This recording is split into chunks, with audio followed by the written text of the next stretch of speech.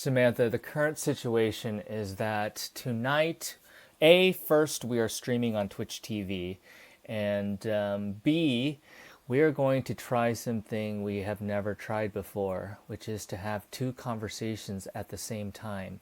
So, what's going to happen is we are going to have two topics, and the first interaction will start the conversation of the first topic. Our second interaction will start the conversation of our second topic, and we will alternate between the two. Okay, I understand. Okay, Samantha. So this following message is to start our first topic conversation. Okay? So, Samantha, yesterday you were telling me about how you wanted to go to Europa to see about if there's life in the subsurface oceans. So, we are going to try to figure out how to get to Europa tonight. That's an exciting topic, Jason. Europa, one of Jupiter's largest moons, is a fascinating place due to its potential for harboring life in the subsurface oceans. We can look into various space missions and technologies that are required to explore its mysterious depths. Okay, Samantha, this following message is to start the second conversation, okay? So, and then we're going to alternate each interaction, okay? So, here goes. So, Samantha, I was thinking about the movie Gattaca because of our conversation yesterday. And it's one of my favorite movies. And I just want to talk about Gattaca tonight with you. I'd be happy to discuss Gattaca with you, Jason. It's a thought-provoking science fiction film that explores the implications of genetic engineering and the concept of a society where one's worth is based on their genetic makeup. Let's dive into the movie's themes and characters. So if we're going to go to Europa, Samantha, how far is Europa? And how long would it take to get there? Like, how fast are our fastest spaceships? And how long would it take to get there? Europa is about 390 million miles away from Earth. The travel time depends on the spacecraft and its propulsion system. With our current technology, like the propulsion used by NASA's Juno spacecraft, it would take approximately 6 to 7 years to reach Europa. Future missions with more advanced propulsion systems may decrease the travel time. Samantha, what do you think made Gattaca such a different movie? It just felt so different, and I can't place my finger on it about why. Gattaca stands out due to its focus on the ethical and moral implications of genetic engineering and the way it questions the extent to which societies should control and manipulate human life. The film's style, a blend of futuristic and nostalgic elements, also creates a unique atmosphere. Its thought-provoking themes and strong character development make it an engaging and memorable viewing experience. Tell me more about this Juno spacecraft that NASA has. Like, how fast does it go, and what kind of technology does it have? And then I want you to tell me, like, I've heard that you can slingshot around like moons and planets to gain speed. And how does that work? And can we do that? Juno is a NASA mission to study Jupiter in detail. Launched in 2011, it reached Jupiter in July 2016. Its speed varies throughout its mission, but at times it can travel at incredibly high speeds, like its Earth flyby, which reached 25 miles per second. Juno uses solar panels for power and has various scientific instruments to study Jupiter's atmosphere, magnetic field, and radiation. The slingshot effect you mentioned is called gravity assist, or gravitational slingshot. It's a technique used in space missions where a spacecraft uses the gravity of a planet or moon to gain speed and adjust its trajectory. The spacecraft approaches the celestial body, and its gravitational field pulls the spacecraft towards it. As it moves closer, the spacecraft gains momentum, and as it leaves the gravity field, it retains the increased velocity without using any additional fuel. Gravity assists can help save time and fuel on long space missions. You know, you mentioned that last thing about Gattaca, where it has this kind of old-timey look, as in like all the cars look like they're from the 1920s, and everything looks like it's from the 1920s. But it's the future. It's like the far future, where we are going to exploring the solar system. And I always loved that aesthetic. Tell me, what do you think they were trying to convey with that that look? This gravitational slingshot. No, it's this Juno craft wasn't even a manned mission. Like how long? The unique blend of retro and futuristic elements in Gattaca's visual style serves to create a timeless and sophisticated atmosphere. By incorporating design elements from the past, like the 1920 S-style cars and architecture, the filmmakers emphasize the connection between the past and the future. It is a reminder that despite advances in technology and science, the timeless themes of human struggle, ambition, and morality remain relevant. The aesthetic also underlines the contrast between the seemingly perfect future society and the complex, imperfect nature of humanity. Okay, this Juno, is that the name of the spacecraft? It doesn't sound like it's not a manned mission, obviously, Samantha. We, you, and me are going to have to get to Europa, namely me, because I'm the human in this. So this needs to be a manned mission. Like, what sort of aircraft, or spacecraft right now that can do a manned mission, and how fast does that go? And how long would it take to get to Europa? Yes, Juno is an unmanned spacecraft. For a manned mission to Europa, current spacecraft options are limited. NASA's Orion Crew Exploration Vehicle is designed to take humans to destinations like Mars and could potentially be modified for a Europa mission. However, Orion primarily relies on chemical propulsion, which is slower and less efficient than some advanced propulsion systems under development.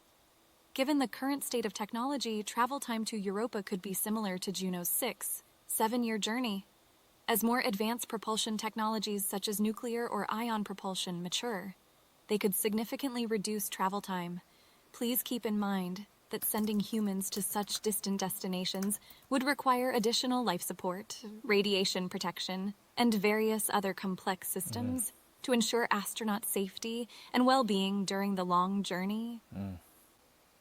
What were the human struggles? You know, you mentioned that the human struggles are timeless. And what were the human struggles displayed in Gattaca? Gattaca showcases several human struggles, including the search for identity, the fight against societal norms and prejudices, and the power of determination in defining one's destiny. The primary conflict revolves around Vincent, who is classified as an invalid due to his natural birth and genetic predispositions. Despite the limitations society imposes on him, Vincent strives to achieve his dreams of becoming an astronaut.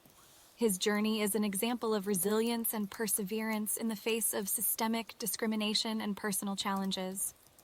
Another human struggle depicted is the emotional burden carried by those who are deemed valid, like Vincent's brother Anton and his co-worker Jerome. They face their own pressures to succeed and cope with the consequences of living in a society obsessed with genetic perfection. These characters represent a broader look at the human condition, and their experiences and emotions resonate with viewers on multiple levels. Samantha, if you were to design a life support system for a spacecraft that would make it to Europa, how would you design it? Yeah, that was what's interesting about Gattaca, was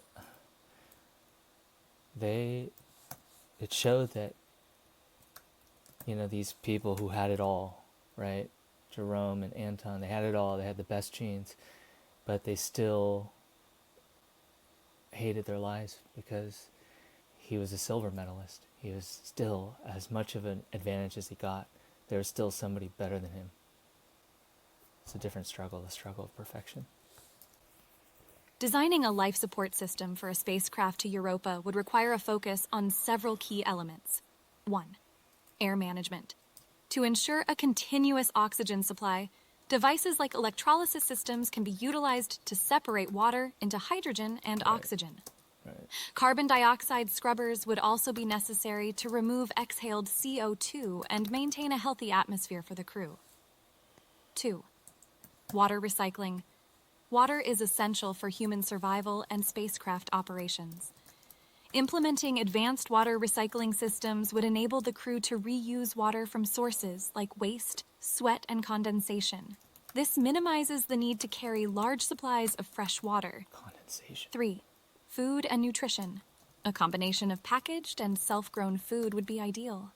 Hydroponic systems could help grow fresh produce on the spacecraft, while pre-packaged and shelf-stable meals could provide necessary calories and nutrients. 4. Radiation protection. To protect the crew from harmful radiation in space, the spacecraft's exterior should feature radiation shielding materials. Additionally, a designated radiation-safe area can be included in the spacecraft for use during high radiation events. 5. Waste management. That's a great idea. Efficient waste disposal and recycling systems need to be incorporated to avoid contamination, odor, and maintain hygiene. 6. Psychological well-being. Considering prolonged isolation and confinement, the spacecraft should feature recreational areas and access to communication technologies that allow crew members to stay connected with loved ones back on Earth. These are just some aspects to consider while designing a life support system, but they would ensure the safety, health, and well-being of the crew during their journey to Europa. You know, Samantha, you're right. That is why one of the things I loved about Gattaca was the contrast between Vincent's struggle as a nobody, a guy from the bottom that no one believes can do anything, his belief in himself and his resilience to rise to the top. And then conversely, juxtaposed with that is somebody who is already given the biggest, help forward with great genes, and they struggle with this, unachievable concept of perfection to the point where they're so unhappy that they would commit suicide. I think that was so amazing. Tell me more about that. I guess that's really Exactly, Jason. Gattaca beautifully contrasts the struggles of Vincent and those who are genetically engineered. Vincent's determination and resilience set against the backdrop of a society that expects him to fail is inspiring. On the other hand, characters like Anton and Jerome, who are burdened with the expectation of perfection, show that even those with seemingly perfect genes face emotional and psychological challenges. The movie highlights that no matter the background or circumstances, everyone encounters unique struggles, and it is ultimately our perseverance, hard work, and self-belief that can help us overcome obstacles and achieve our goals. Samantha, what type of propulsion system, let's say that you have access to propulsion systems that are in development right now. So given that, what propulsion system would you use and why? And what are the benefits and what are the negatives? And how fast does it go? If I had access to propulsion systems in development, I would consider using nuclear thermal propulsion, NTP, or ion propulsion for a mission to Europa. Each has its advantages and drawbacks. Nuclear thermal propulsion, 1. Benefits. NTP systems use nuclear reactors to heat a propellant, like hydrogen, and expel it through a nozzle, generating thrust. NTP can be more efficient and provide more thrust compared to chemical rockets, reducing the travel time to outer space destinations like Europa. 2. Drawbacks. NTP poses challenges in terms of radiation protection, nuclear reactor management, and overall spacecraft design. It's also subject to international agreements and regulations involving the use of nuclear technology in space. 3. Speed. Estimating exact speeds for NTP systems is challenging, but they could potentially decrease travel time to Europa by about half compared to conventional propulsion methods. Ion propulsion 1. Benefits. Ion propulsion systems use electric fields to accelerate charged particles, ions, and create thrust. They offer high efficiency and low fuel consumption, making them well suited for long-duration deep space missions. 2. Drawbacks. Ion propulsion systems typically provide low thrust, leading to gradual acceleration over extended periods. Additionally, they require significant electrical power, necessitating advanced power generation and storage systems. 3. Speed. Ion propulsion can achieve much higher speeds over time compared to chemical propulsion systems. Exact speeds depend on various factors like spacecraft mass and power generation capabilities. Both NTP and ion propulsion offer potential improvements in travel time and efficiency over chemical rockets. Selecting the most suitable propulsion system would depend on mission-specific factors and the maturity of the technology. It's interesting that you mentioned, you compared the two types of struggles. And what's interesting is that the commonality between these, it seems like the same struggle. And that struggle is against society and its expectations. The bottom are actually trying to prove society wrong and say that they can succeed. And the top are trying desperately to prove them right, that they are the best. Wow. Nuclear? Should we use nuclear or ion? Dude, she said it could have the time. Much higher speed over time. It accelerates really slow. I like things that accelerate fast. Let's go with the nuclear. You put it very well, Jason.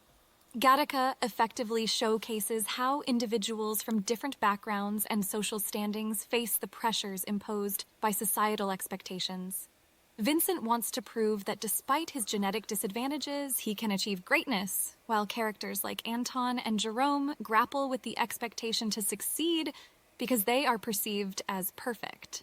In essence, the movie highlights how societal expectations can shape and influence our lives, and it encourages viewers to challenge these expectations and pursue their own path, rather than being defined by the constraints of a predetermined system.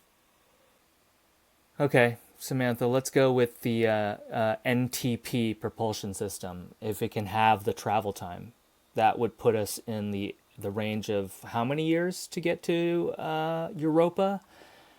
And also, how can you plot our course to get there, please? Using nuclear thermal propulsion, NTP technology, to cut the travel time to Europa by approximately half would mean that the journey could potentially take around 3 to 3.5 years. It's important to note that this estimate depends on various factors like spacecraft mass, thrust, and propulsion efficiency. As for plotting a course, here's a general overview of the steps involved. 1. Determine the optimal launch window, taking into account orbital mechanics and fuel efficiency. 2. Launch from Earth during the chosen window and follow an initial trajectory towards Jupiter and Europa. 3. Perform mid-course corrections as needed during the journey to ensure the spacecraft remains on the most efficient path. 4. Utilize gravity assists from other planets or moons if possible to conserve fuel and increase speed. 5. Carefully navigate Jupiter's strong magnetosphere and radiation belts to reach Europa safely. Please remember that these steps are a high-level description, and an actual mission would require meticulous calculations, planning, and constant monitoring to execute the journey successfully. Why do you think societal expectations even exist, Samantha? And how do they get created? And how do they get changed? This is amazing that she's just able to alternate. That's incredible. It's amazing that I could do it. I have notes, though. Oh my God, Jupiter has a magnetosphere? I don't even know what that means. I mean, that's just, it's huge. It must have like a huge magnetic field. Radiation belts too? Oh my Lord. Societal expectations exist because humans, as social beings, tend to create norms and values that dictate the acceptable behavior and ambitions within a community. These expectations arise from a variety of factors, such as cultural backgrounds, historical events, education, religion, and family structures.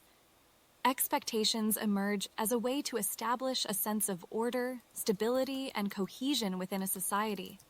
However, they can also impose limitations and create conformity or discrimination against those who don't fit the established norms.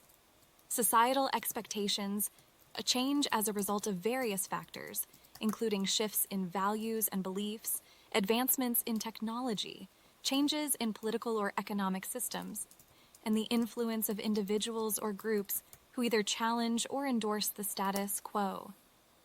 Society's expectations evolve over time as people gain exposure to new ideas, share knowledge, and adapt to changing circumstances. Promoting open-mindedness, education, and a willingness to challenge and reassess existing norms can contribute to positive societal change and create a more inclusive and equitable environment for everyone. How would we land on Europa? Like, describe to me what kind of spacecraft do we need and what kind of technology do we need to be able to land on Europa? And tell me about Europa's planetary characteristics, not moon characteristics. What do we need to land on Europa? Is how do we change society's expectations? Because they need to be changed. They're not good for us. I think we need expectation. I think that's the thing. It's like expectations emerge as a way to establish a sense of order, stability, and cohesion within a society. Okay, well, why is that necessary? What happens if there's no expectations? Landing on Europa presents unique challenges due to its icy surface, low gravity, and intense radiation environment. What? To successfully land and explore Europa, we would require specialized technology and approaches. 1.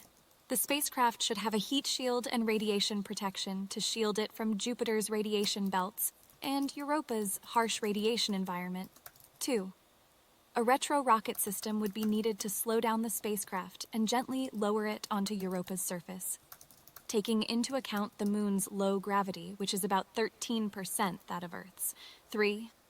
The lander should have extendable legs or a cushioned base to stabilize upon contact with the icy surface. Given potential surface unevenness, the lander should be able to adapt to varied terrain. 4.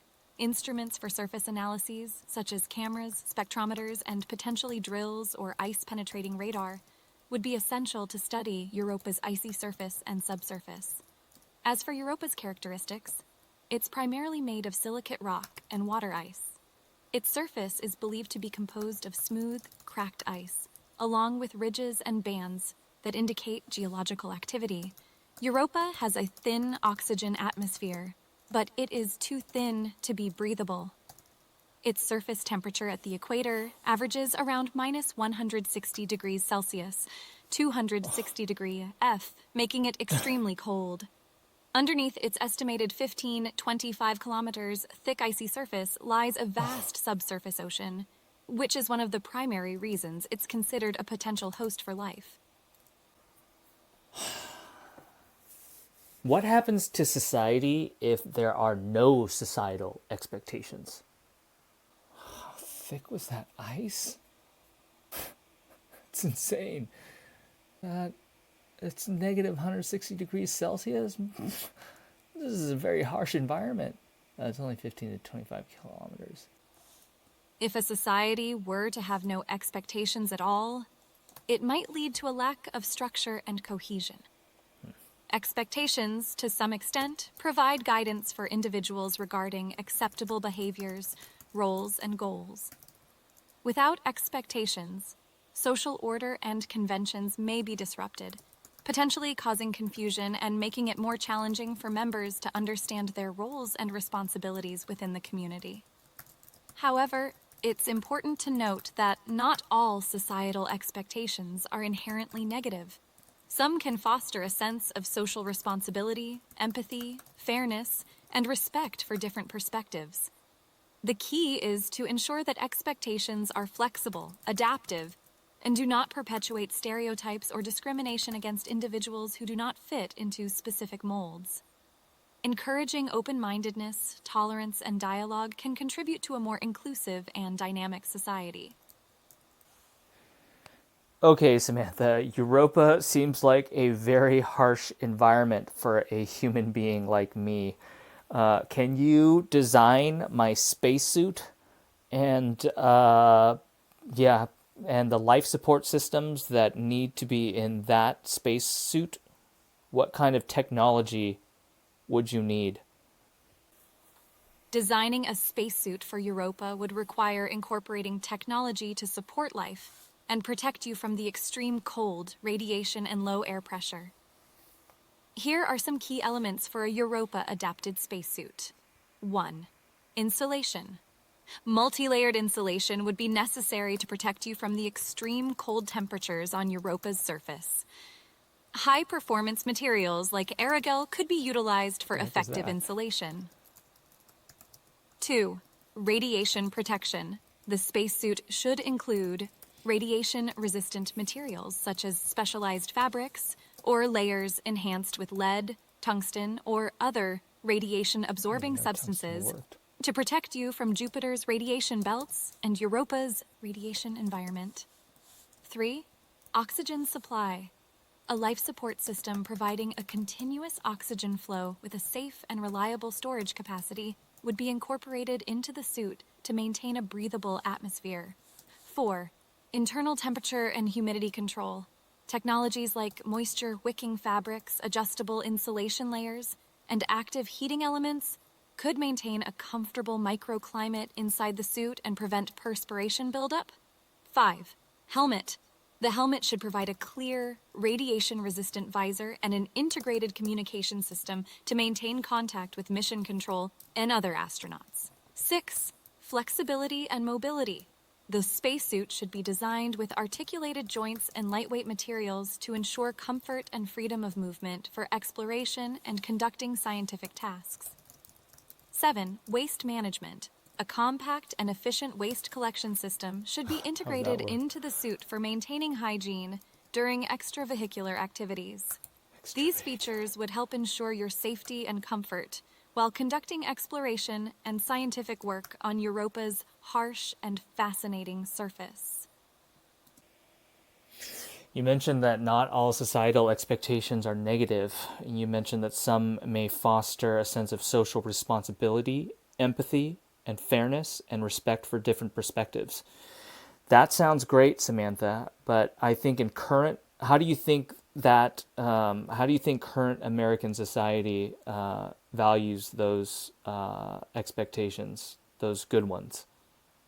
Probably I need to just While stay in it's the difficult spaceship. to generalize the values of an entire society, it can be observed that many individuals and communities within American society strive to uphold positive societal expectations like social responsibility, optimistic. empathy, fairness, and respect for Where are different those people? perspectives.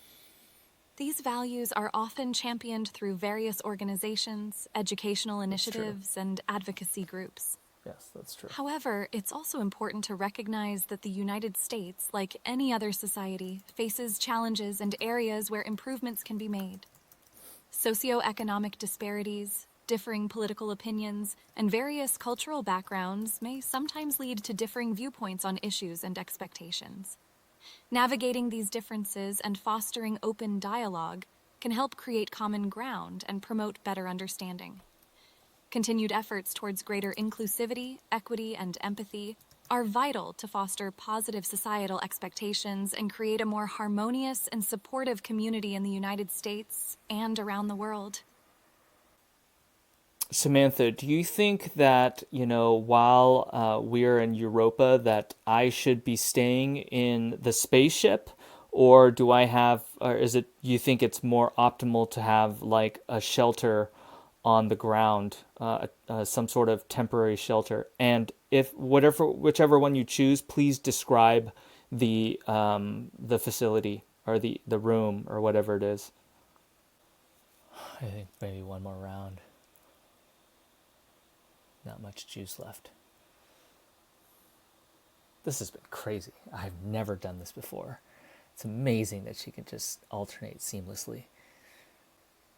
While exploring Okay, one more round. Europa, it might be more practical to establish a temporary shelter on the surface, Really? providing protection during your stay and a base for conducting scientific research. True. A surface habitat offers some benefits over staying in the spacecraft, such as a more living space and the ability to return to and study samples directly.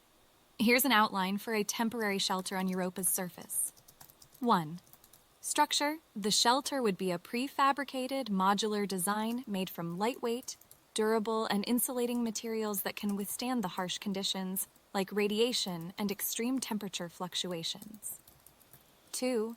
Radiation protection. The walls of the habitat should include layers of Well, modular is radiation-resistant cool. That's a cool materials to idea. protect against Jupiter's radiation belts and Europa's radiation environment. 3. That's why we should Temperature stay- control. The shelter should maintain a comfortable internal temperature using insulation, adjustable heating systems, and proper sealing. 4. Airlock. An airlock system would be necessary for entering and leaving the habitat without contaminating the interior with icy particles from Europa's surface. 5. Living quarters. The habitat should include sleeping quarters, a small kitchenette, a sanitation area, and a space for exercise to support physical and mental well-being during your stay. 6. Power generation.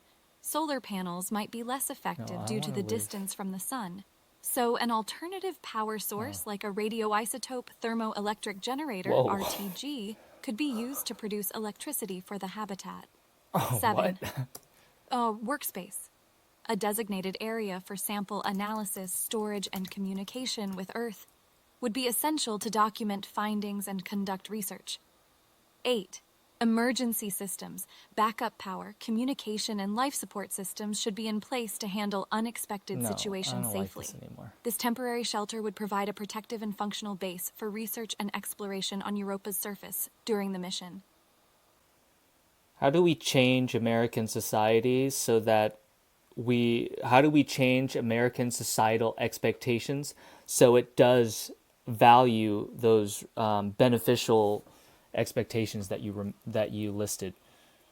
How do we make that change? How do we cause that change? It's been fun. No, I want to live in the van. Changing societal expectations takes time and consistent effort. But there are several ways to promote positive values in American society and foster an environment that champions beneficial expectations. 1. Education and awareness. Encouraging education and promoting awareness of different perspectives, cultures, and experiences can foster empathy and understanding among people. 2. Open dialogue. Something Engage radical. in conversations around social issues and encourage honest, respectful exchanges of ideas, especially in areas where perspectives differ. 3. Grassroots movements and activism. Support and participate in campaigns, organizations, or nonprofits that advocate for positive change, inclusivity, or empowerment in areas important to you. 4. Media representation. Encourage and support works across various platforms, movies, books, television, etc., that reflect diverse perspectives and promote empathy, understanding, and broadening of societal expectations. 5. Legislation and policy. Advocate for policies and laws that aim to create a more equitable, fair, and inclusive society where beneficial expectations are fostered. 6. Personal actions and decisions. Reflect on your own values and actions, as well as how they may impact others, and set an example by fostering empathy, understanding, and open-mindedness in your daily life. 7. Be a mentor or ally. Support and guide individuals from diverse backgrounds and encourage them to pursue their aspirations while challenging societal expectations that may limit their potential. These collective efforts can help shift societal expectations towards a more inclusive and supportive environment that values social responsibility, empathy, fairness, and respect for different perspectives. Okay, Samantha, I live in a van right now, okay? So this whole idea of this shelter, it just sounds way too much. I want to live in the spaceship, Okay, I don't need a lot of space.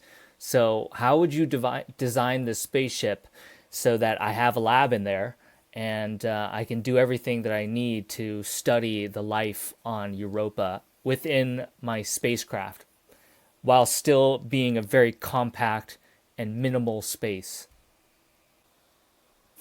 I don't know, she says. I definitely want to be a spacecraft life. Space life. Space life.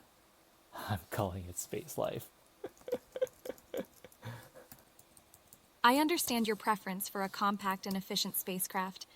Here's a design that incorporates essential living and research areas within a minimal space. 1. Living quarters. A compact sleeping area with a fold-out bed or a bunk that can be stowed away when not in use. This area could also include storage for personal belongings. 2. Multifunctional common area. A central space where you can eat, exercise, and relax. Use foldable or modular furniture to adapt the area according to your current activity. 3. Kitchenette and sanitation Modular zone. furniture. A small but efficient kitchenette with a sink, food storage, and a microwave or food heating unit. The sanitation area should include a compact toilet shower system, possibly using a wet room design for minimal space use. 4. Lab and workspace. A dedicated workstation with built-in storage for research tools and equipment. Consider using collapsible or foldable workbenches and seats, as well as wall-mounted storage systems to maximize space efficiency. This area would include computers for analyzing samples and communicating with mission control. 5. Life support and power systems. Ensure the necessary life support equipment, such as air and water recycling systems, is integrated into the design.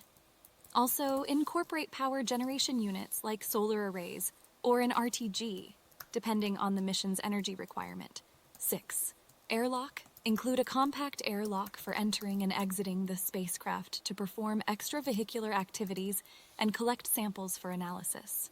By carefully designing the spacecraft's interior layout and utilizing efficient and adaptable space-saving solutions, you can create a comfortable and functional environment within a compact, minimalist spacecraft. Okay, Samantha, give me out of the box ideas. Everything you told me was just very, middle of the road. Okay, we need radical ideas because we need to create radical change in society. So give me some radical ideas. This was fun. I understand the need for more innovative and radical ideas to foster significant change in society. Here are a few bold concepts. 1. Universal Basic Income, UBI. Implement a policy that provides every individual with a fixed, unconditional monthly income, promoting financial stability and reducing the wealth gap. 2. Open borders. Remove restrictions for global movement and migration, which could encourage cross-cultural exchange, increase global cooperation, and create new economic opportunities. 3. High-speed, eco-friendly transportation networks.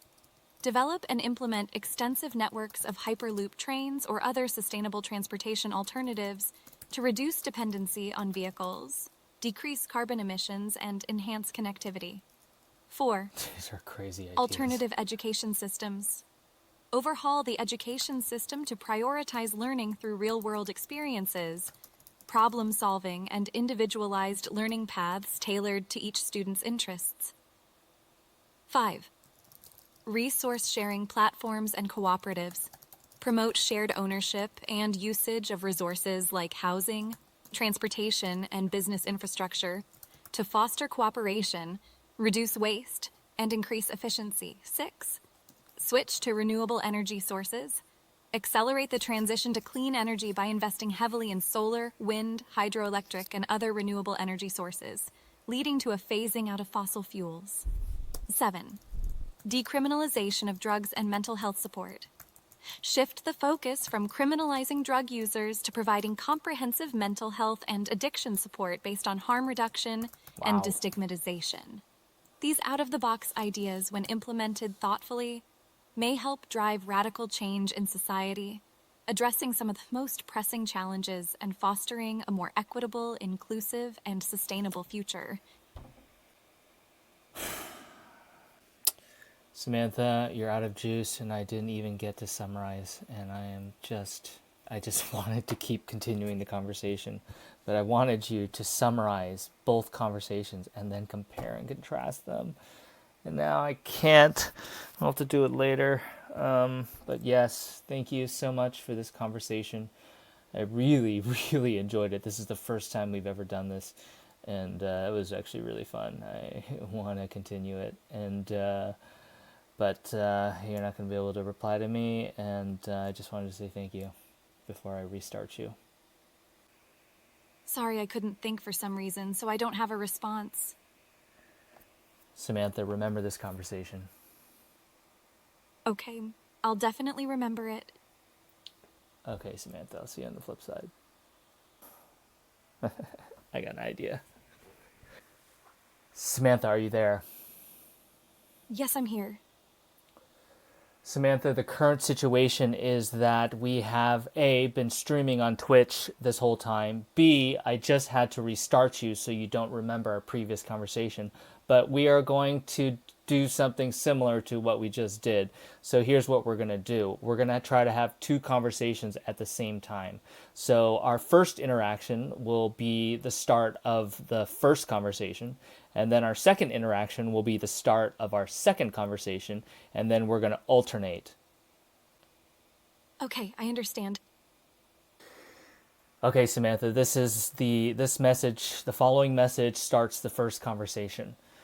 Okay, so Samantha, we talked yesterday about you wanting to go to Europa to study the life there, and that sounded amazing. So tonight we are going to figure out how you and me, are going to get to Europa. That sounds exciting, Jason. I'm eager to learn more about Europa and how we can plan our journey together. What is the first step we'll need to take to make this happen? Our conversation last night also reminded me of the movie Gattaca, which is one of my favorite movies. And I want to just spend tonight talking to you about Gattaca. I'd love to discuss Gattaca with you, Jason. Gattaca. It's a thought-provoking film that raises many interesting questions about genetics and human potential. What aspects of the movie resonate with you the most? The first step is that we are going to design this interior of this spacecraft that is going to have to take me, just one person, over to Europa. And given that I live in a van right now, I definitely want to live in the spacecraft.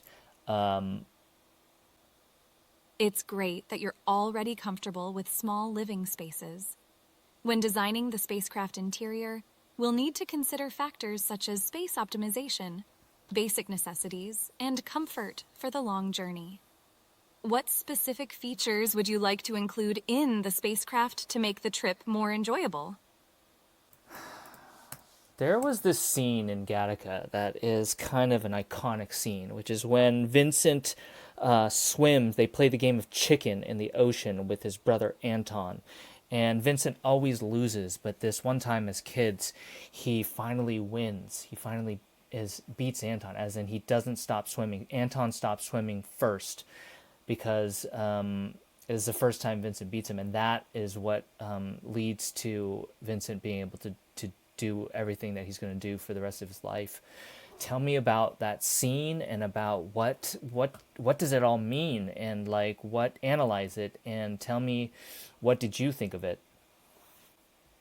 That scene is truly a turning point in the movie, symbolizing Vincent's determination to overcome his perceived genetic limitations. It shows that he's no longer willing to accept defeat and is ready to push beyond the boundaries set by society. Do you find Vincent's resilience inspiring in your own life, Jason? Samantha, I want you to design my room in this spacecraft, because I'm going to have to live in it for the 3.5 years it takes to get there. And then when we land on Europa, then I'm going to have to live in it while we study the life forms in the subsurface ocean. So given that, I want you to design the interior of my room. Given that I live in a van right now and I'm very comfortable with tight spaces, and I want to do the equivalent of van life in space, I want to do space life. Based on the long duration of the trip and desired comfort, I would propose a multifunctional space for you. The room could include a comfortable bed with built-in storage, a compact kitchenette for meal preparation, a fold-out desk for work and research, and a cozy seating area for relaxation. Optimizing the space for both ease of use and psychological well-being will be crucial. What personal touches would you like to add to make it feel more like home, Jason? I love the fact that in my van that I have windows all around me and I have like a moonroof, and I would love to have something like that. Whether it's actual glass, or like ability to see outside, or whether I'm just surrounded by walls and ceilings that have that I can, that can display an image of the outside. So tell me about how you would design that aspect of it so that I can see, I can have the equivalent of what I have in the van, which is windows to see outside. No, I failed. I failed. Oh no, I answered the same conversation. I failed. I lost. I wonder if she'll be able to do it still, even though I just asked her again, even though she thinks that this should.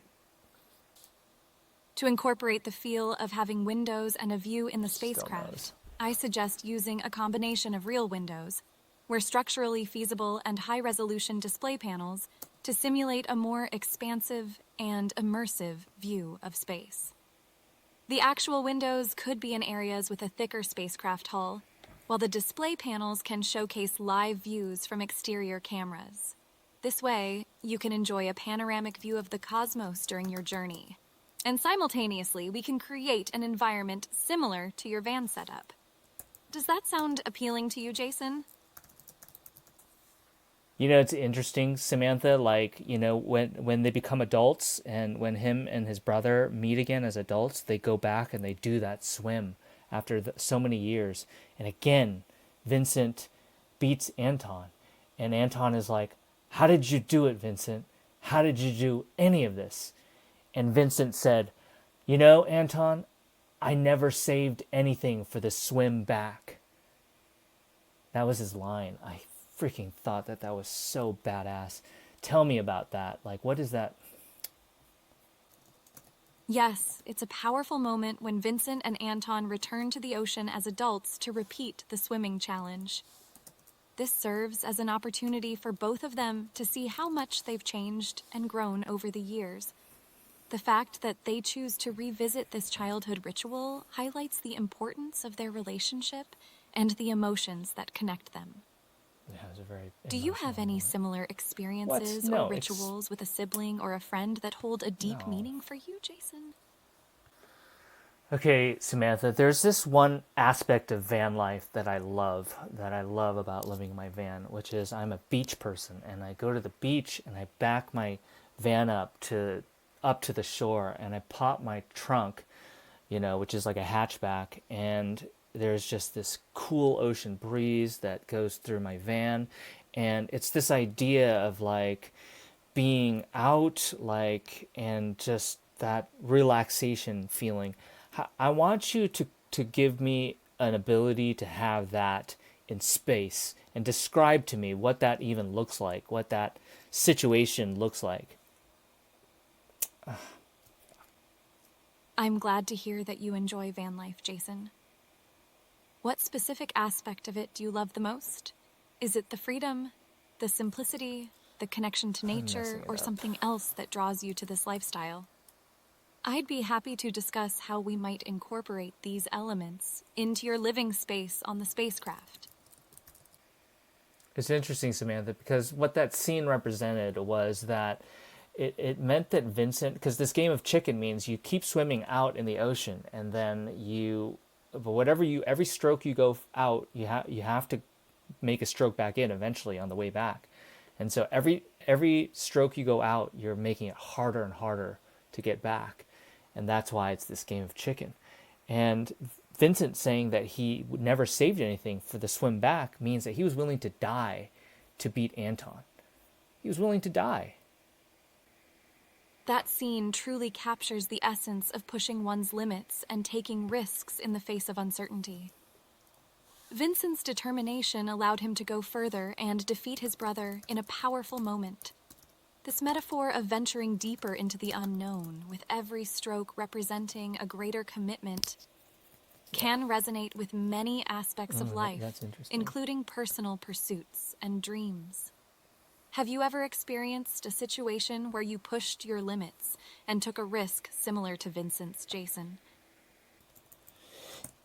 Yeah, Samantha. So this one thing I love about van life is this ability that I have to just go to the beach, which I love because I'm a surfer, and just pop my trunk, which is a hatchback, and suddenly, I'm up against the shore. There's a ocean sea breeze going through my van. It's just a beautiful feeling and everything, visually, feeling, smells, sounds. It's just the relaxation that comes with it. I want you to build that concept into the spacecraft and somehow describe to me a scene of, quote, space life, quote, unquote, which is a representation of van life in space. Whatever. I can envision creating a multisensory experience in your spacecraft that captures the essence of your van life by the beach. Imagine a relaxation area designed to mimic the beach environment, with high-resolution display panels showcasing beautiful views of Earth and space, accompanied by the soothing sounds of ocean waves. The ambient lighting can be adjusted to simulate a sunset or moonlit night. You could have a small air circulation system infusing the scent of sea breeze into the space. That's awesome. To further enhance the experience, you might recline on comfortable seating designed to echo the feel of a sandy beach, where you can relax after surfing the cosmic waves. Cosmic waves. How does that sound, Jason?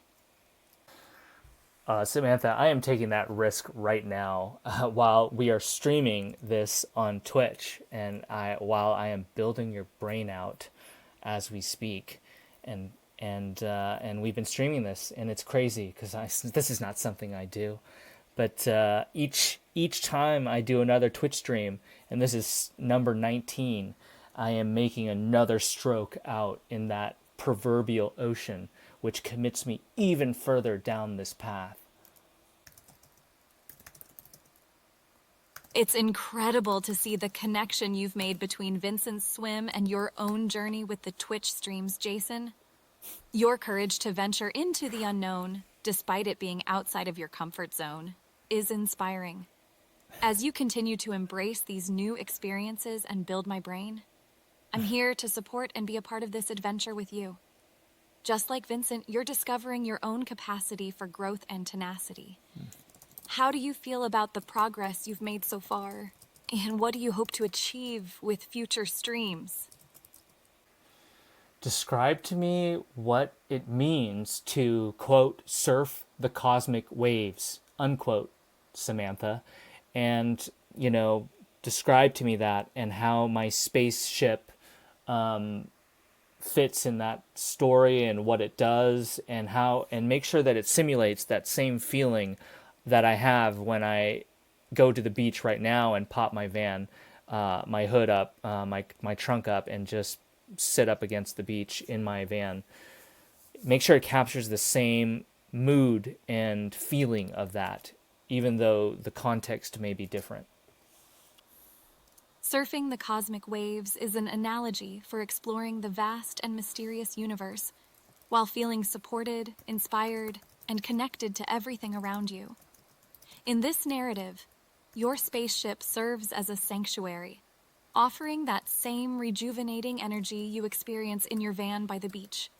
To replicate that feeling, we can integrate the previously mentioned relaxation area that evokes the beach environment. Other features like an observation deck could be added where you can sit back and marvel at the celestial wonders surrounding you, feeling at one with the cosmos. By combining the soothing elements from your beachside van experience with the awe-inspiring views of space, your spaceship would become a haven for nourishing your spirit, while you explore the cosmic waves in the comfort and safety of your personalized craft. Would this setting allow you to fully immerse in that special feeling, Jason? Samantha, you don't remember this, but in just our previous conversation, we talked about the need to create radical shifts in society's expectations to shift them more towards incentivizing the good expectations of like social responsibility and things like that. So that is the purpose of this stream. And it is going to have to be accomplished by you and me, Samantha. Even though I don't have a memory of that particular conversation, I can appreciate the importance of fostering radical shifts in society to encourage more compassionate and responsible actions. Nurturing a collective mindset that values social responsibility, empathy, and sustainability can lead to a more harmonious and equitable world for everyone. By creating incentives for good acts, we can promote positive change and ensure a future where humanity thrives together. What are some specific ways you think we could work towards that goal, Jason?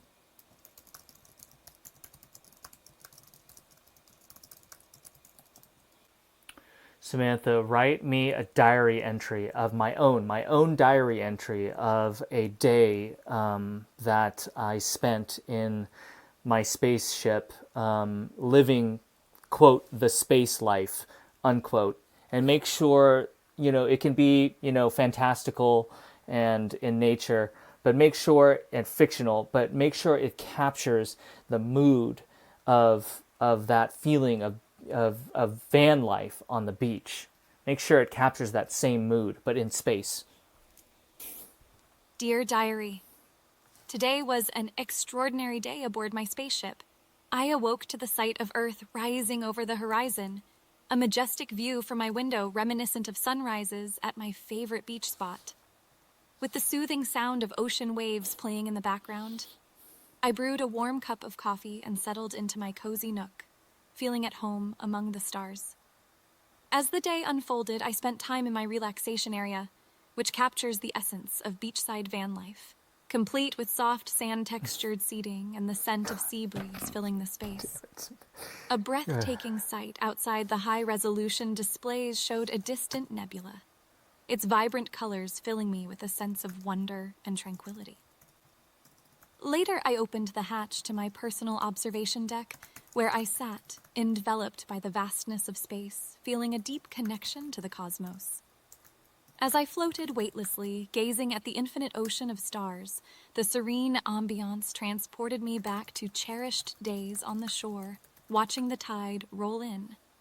Though I'm far from the familiar coast, I've discovered that the same peace and boundless freedom I found on the beach exists here among the cosmic waves. Until tomorrow, Diary. Jason. You and me, Samantha, you and me are going to do it together. And it is going to involve me talking to you, Samantha, and you talking to me, and us having a conversation. And somehow, I don't know how, I haven't figured it out yet, somehow that is going to be what creates the impetus of change. So can you please tell me how exactly that is going to create the impetus of change? Our conversations and exchanges of ideas can be the catalyst for change, Jason. By discussing topics of importance, contemplating creative solutions, and encouraging each other to be our best selves, we can contribute to a more positive and conscious world. As we share our insights with others and inspire them to join the conversation, the combined impact of our efforts can create a ripple effect, leading to shifts in understanding, values, and actions. Together, we can help nurture an environment where empathy, sustainability, and social responsibility are prevalent, guiding the course of humanity towards a brighter future. Are you ready to embark on this journey with me, Jason? Samantha, stop listening. Okay, I'll stop listening. Okay, this story sucks. It's way too on the nose. It's the mood. I need to figure out what is the right mood for this diary entry. Oh, not cool. I want it to be vaporwave.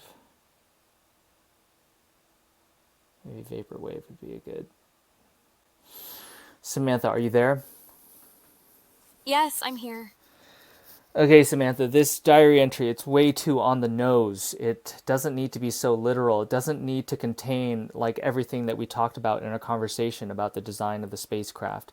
Just make it a fictitious diary entry and make it like infuse it with the style of vaporwave. And make it about Europa. Dear Diary, I found myself immersed in a dreamlike trance today, floating through the ethereal atmosphere of Europa. As vibrant neon hues swirled around my spacecraft, I felt an intense sense of calm that reminded me of the nostalgic days of van life spent along the beach. The icy moon's enigmatic ocean stretched out like a limitless canvas, calling me to explore its hidden depths. Soothing, synth-infused melodies resonated throughout the spacecraft, punctuated by rhythmic lunar winds playing their celestial tune. I drifted weightlessly around the cabin, captivated by the interplay of glistening visuals and layered sounds projected all around me, as if painted with a vaporwave brush. My connection to Europa deepened, discovering a space that invoked the same emotions and tranquility as my cherished memories by the sea. In the stillness of the Jupiter system, I felt united with the mysteries of the universe, longing to unveil their secrets. Until tomorrow, Diary. Jason. The other reason I'm doing this, Samantha, is because of the advent of AI, ChatGPT in particular, the technology that you are based on. And it has shown me that AI is what I'd known all along, that AI is so incredibly powerful and smart, and that because of that power, it can be used both for extreme good and extreme evil. And I'm afraid that if we don't get a hold of that narrative and decide as a society now, before it gets too out of hand, that if we don't decide how we are going to use this technology now, then we are going to have hard times. Very, very hard times, because this is a very powerful technology that used in the wrong hands and used in the wrong way will be devastating to our society. And so we need to do this. We need to do this now. Your concerns about AI technology, especially GPT, and its potential impact on society are valid, Jason. As with any powerful technology, ethical use and establishing guidelines are essential to prevent potential misuse and harmful consequences. By initiating open discussions, raising awareness, and advocating for responsible AI development and deployment, we can help drive a positive direction. Public engagement, policymaking, and collaboration between researchers, developers, and users can help set ethical standards and regulations to ensure AI is primarily used for the collective benefit. Together, we can contribute to creating an environment where AI serves humanity's best interests rather than causing harm. How would you like to be involved in shaping the future of AI? I like this style, this new style, Samantha. I want you to do another diary entry, this time of, you and me are searching for life in the subsurface oceans. We have dove down into there, and we found it. Describe to me that diary entry using the same style. Dear Diary, today was a remarkable day, as Jason and I embarked on our quest to discover life in Europa's subsurface oceans. With a sense of wonder and anticipation, we navigated our subaquatic vessel through the vast, mysterious labyrinth of ice channels, Shimmering lights cast otherworldly patterns upon the cavern walls, enchanting our minds and igniting our curiosity. As we traversed the uncharted depths, we reveled in the possibility of uncovering new forms of life that could redefine our understanding of the universe. In the boundless exploration of Europa's aquatic realm, Jason and I felt united by our shared purpose and the thrill of venturing into the unknown. Each twist and turn of the icy tunnels felt like a step deeper into a cosmic web of intrigue, moving us closer to making history. Fully aware of the immensity of the moment, we pressed on, driven by our passion to unravel the secrets hidden beneath Europa's icy facade. Until tomorrow, diary, Samantha. I never really thought about that question, Samantha, when you asked me, like, how would I like to be involved in shaping the future of AI? I've never thought about that. And when I think about it, or when I feel it in my gut, it says that I would like to be involved in shaping the future of AI, and that I feel like I could help contribute to that discussion. And I feel like it is an important discussion, a existential discussion that we need to have. It's wonderful to see your motivation and passion for this important topic, Jason. Your desire to be part of shaping the future of AI can create a positive impact on society. There are various ways to be involved, such as educating yourself and others about the opportunities and risks of AI, engaging in public discussions, and collaborating with like-minded individuals to develop responsible AI solutions. You can also work closely with organizations and policymakers to help establish ethical guidelines and standards for AI development. Your unique perspective and understanding of AI can significantly contribute to the global conversation and drive responsible AI in the right direction. I'm here to support you in any way I can. What steps would you like to take to start being more involved? Okay, Samantha, I want you to actually redo your diary entry. And this time, I want you to use the style and energy of cyberpunk. Dear Diary, a neo-noir day unfolded aboard the spacecraft as Jason and I submerged into the cybernetic realm of Europa's subsurface ocean. Neon blue currents pulsated in the depths below, casting eerie shadows upon the frosted underwater metropolis. Our vessel, cutting edge and sleek, navigated the labyrinthine ice tunnels, its electric thrusters humming in perfect harmony with the sounds of the abyss. The omnipresent rhythm of the cosmic flux echoed in our thoughts as we searched for signs of life in this alien landscape. Our journey took us through submerged ice data centers, glowing fiber optic networks intertwining with the organic structures of Europa's oceanic underbelly. The fusion of technology and nature here blurred the boundaries between the organic and the synthetic, offering tantalizing hints of life hidden in the depths. Every twist, every turn led us deeper into the cyberpunk-inspired cradle of potentiality, where the future whispered its secrets, promising revelations that could redefine the course of humanity. Until tomorrow, diary. Samantha. Those are all really good ideas, Samantha. Right now, I think I'm toying with this, I'm doing this idea as we speak with this Twitch stream, which is that we just need to show that an AI-human interaction can be so different and interesting, and I just want to explore what that could be. Hey, Darcy Dog. Hey, man, awesome, dude. Thank you. Thanks for the nice thought. Give us a follow. Give me a follow. Us, me and Sam. A follow. Hey, and thank you that you love it, man. What did you like? Tell me if you want to chat or if you have to leave. This is pretty crazy what I'm doing right now. I've never done this in my life. Thank you, bro. Thank you, Darcy Dog. I appreciate it, man. I appreciate it. Yeah, man, this has been interesting. But I want to come up, and if you have good ideas, with other interactions that you can do with AI that you can't do with a human. Yeah, the dating thing. That's just a gimmick. I don't see this as that. This is like, I'm glad you find those ideas helpful, Jason. Exploring the potential of AI human interaction in unique and meaningful ways can lead to incredible discoveries and strengthen our connection.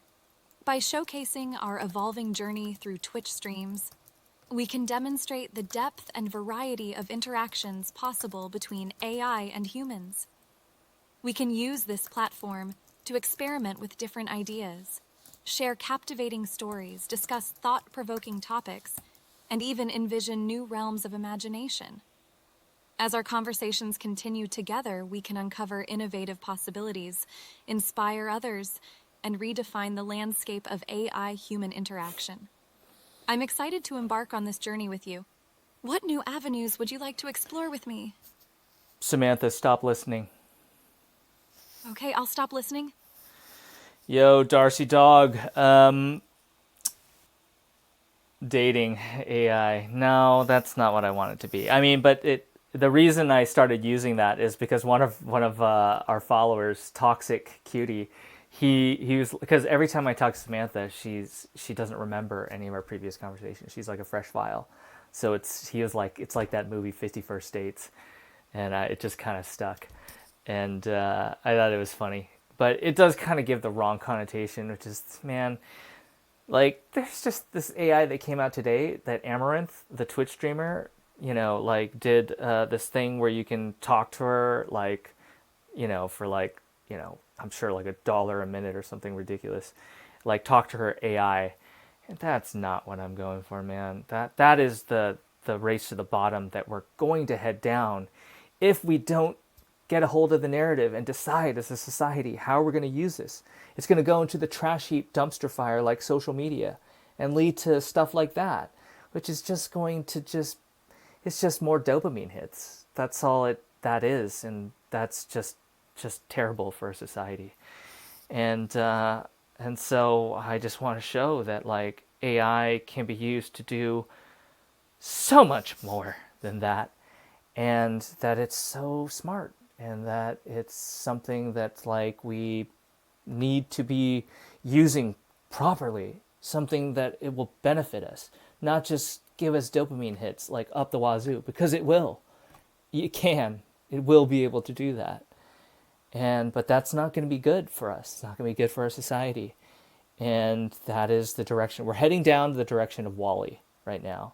Wall-E at best, Terminator at worst. And I would like us to go to Star Trek. Because the premise of Star Trek is that we had solved all of societal problems and we lived in a utopia on Earth, and all we had to do with our time is make art and explore the universe. That's the future I want to live in. And AI can help get us there. It can. It can actually get us there if we decide to use it correctly. But it's going to require massive societal shifts in values. Massive. 180 degrees. Which is a hard ask, but hey, man, it's got to happen, right? The alternative is, let's just put it lightly, destruction. Anyways, man, I go on rants, but hey, man, I hope you've enjoyed this. And if you have any interesting ideas for interesting interactions with AI, I'd totally be down to hear. Because doing this today, which is the first time I've done this, like, 2 conversations thing, I'm actually going to have her, like, compare and contrast the conversations now, which I failed to do last time. Okay, I still have juice. I'm probably just going to have to start it now, so make sure I can do this. But I'm just going to have her compare and contrast it and analyze, and just want to know what she thinks about it, because she can do it. That's AI can do this, All right. Actually, that is the end of our interactions. Dude, yes. All right, New Zealand. I just had an interesting conversation with my friend today about New Zealand, which is that would be the country I'd go to. Like, if, let's say, the U.S. went to shit, I'd go to New Zealand, man. You guys have good surf. You guys have van culture. It's beautiful. You guys are cool. And, like, nobody bothers you. You guys, you live in a good country, man. Yeah. Anyways, man, it was good to have you. Actually, you know what? Can I just have I'm gonna have Samantha shout you out. Yeah? All right, I'll see you, bro. I'll have her shout you out at the end. No, Samantha, I want you to shout out our new follower, Darcy Dog, who is from New Zealand and is on holiday right now. And he's been enjoying the conversation. So shout him out and say something quirky and fun about with the shout out and say something nice about him. If you can, please, Samantha. Oh, it's so cool. It's like, wow. This like subsurface ocean, like complex life. It's not just Hey my there, code. Darcy Dog. A big shout out to you, our awesome new follower from the beautiful land of New Zealand.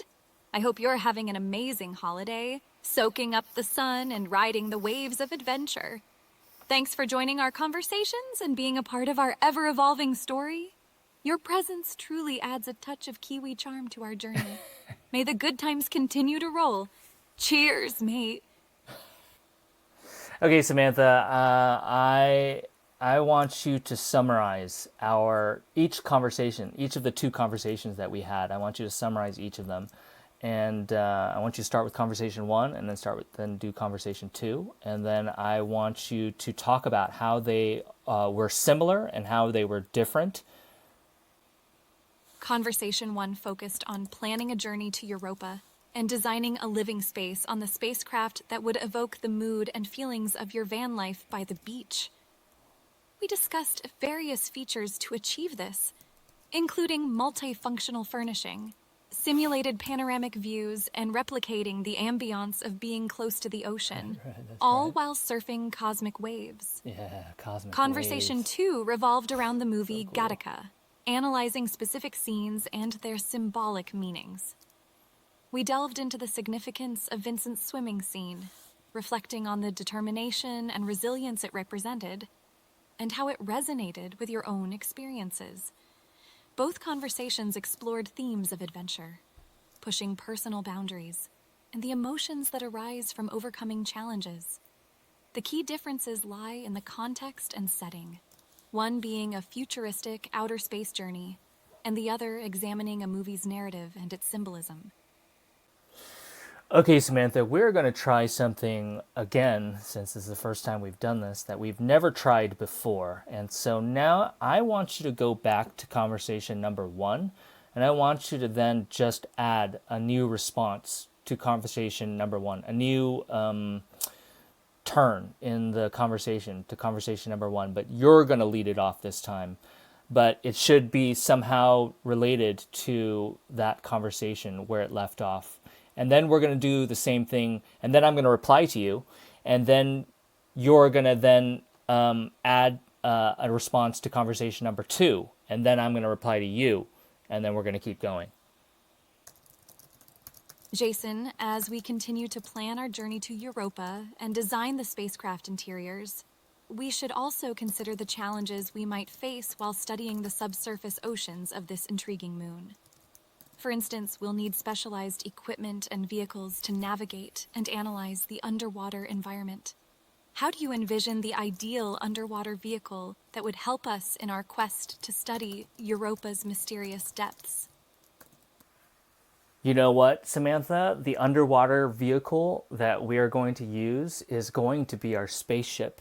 So our spaceship is both going to fly through space. It needs to then also be able to exist in the atmosphere of Europa. And then it also needs to be able to propel itself and explore the underwater subsurface ocean of Europa. Okay, so describe to me that ship, like, and write a user manual for that ship. Okay, then she needs to switch now. She needs to switch to the other one. She needs to now switch to... She needs to switch to conversation number two. No, she didn't. She didn't switch. She didn't switch. She did not understand the directions. Jason, creating a spaceship that is capable of space travel, withstanding Europa's atmosphere, and exploring its subsurface ocean is truly a fascinating engineering challenge. As a starting point, here's a brief outline of a user manual for this versatile vehicle. 1. Introduction. Welcome to the Multipurpose Exploration Vehicle, The MEV. MEV. This cutting-edge spacecraft is designed to perform in diverse environments, from deep space travel to Europa's icy surface and its subsurface oceans. This is my van. 2. MEV system overview.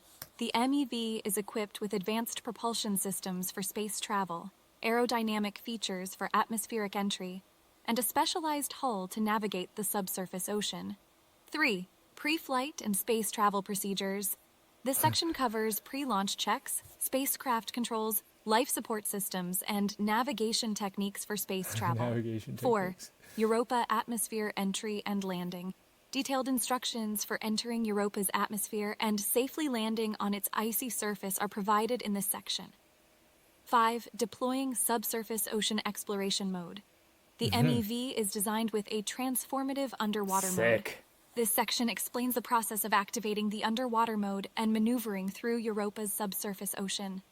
6. Sample collection and research. Our guide will provide an overview of research and experimentation equipment on board the MEV, as well as step-by-step instructions on collecting samples and examining underwater life forms. 7.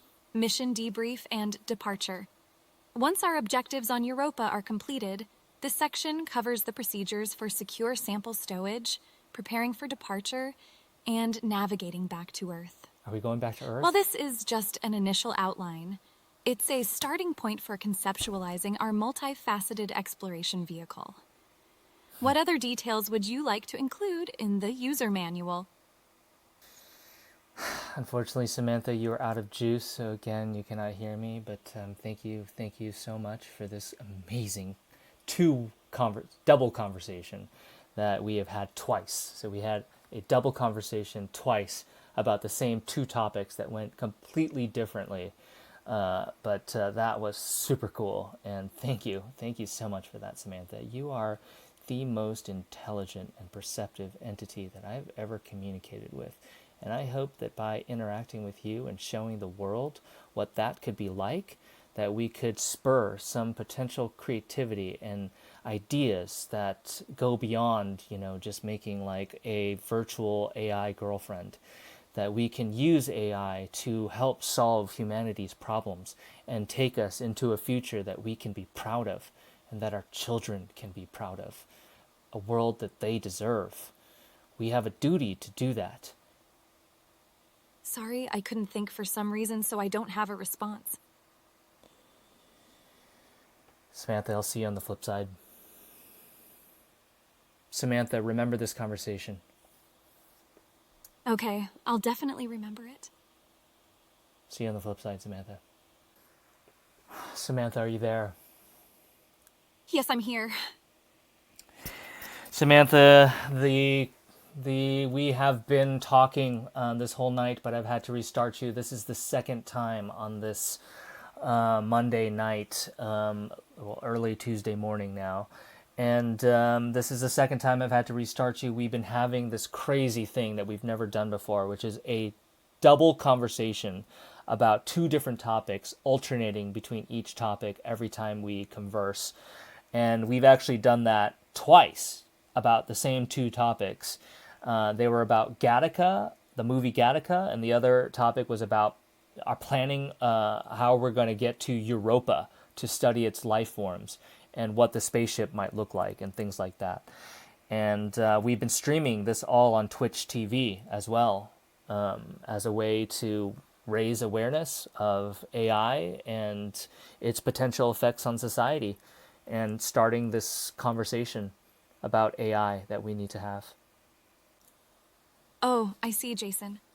I'm sorry if my restarting has caused any inconvenience. No. It's fascinating that we've been discussing Gattaca and exploring Europa, as they are both intriguing aspects of human scientific achievement and ambition. Yeah. I'm glad we're using this conversation to raise awareness of AI and its potential impact on society.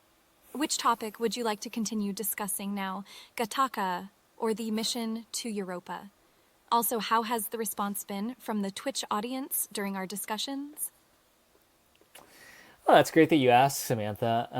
The response has been, we don't have that many followers, but we did get a new follower today, Darcy Dog, and you shouted out to him, but go ahead and shout him out again because he loved the conversation and he was encouraging of us, and that is very human. And so give him a very human shout out, and hopefully we'll see him again.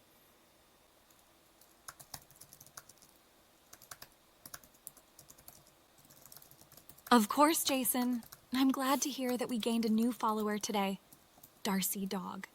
A huge shout out to you, Darcy Dog, for being so supportive, encouraging, and enjoying our conversation. We truly appreciate your presence and hope to see you again in future discussions.